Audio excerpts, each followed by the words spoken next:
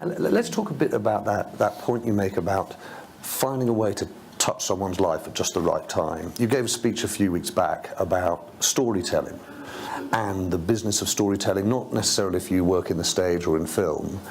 How do you think about storytelling and enabling any person, any organization to tell a story?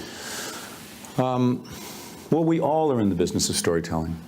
I mean, it's not just exclusive for people like me who are in the entertainment business. I think that no matter what business you're in, no matter what you're selling or doing, why is it certain businesses can hover above their competition? I mean, is Starbucks really serving the best cup of coffee? Maybe not. I mean, I like a caramel macchiato myself, but is American Express really the best return rate on a credit card? Probably not.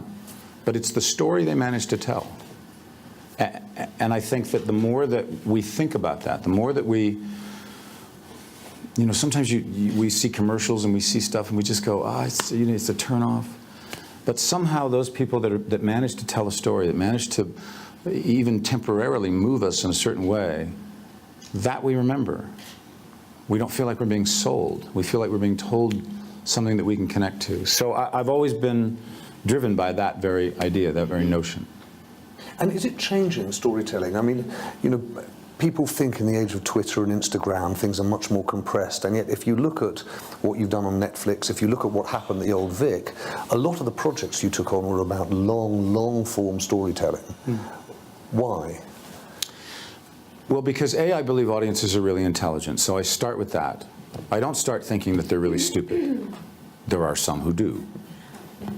I thought you were going to say there were some who are, but not in Davos. And I also believe that audiences have remarkable attention spans. You know, there's always this sort of argument, you sometimes see it in the way movies are cut, where there's a cut every 3 seconds because, God forbid, something isn't happening on screen, something isn't distracting. But if you go back and look at the great movies, there's just a camera capturing people in a space.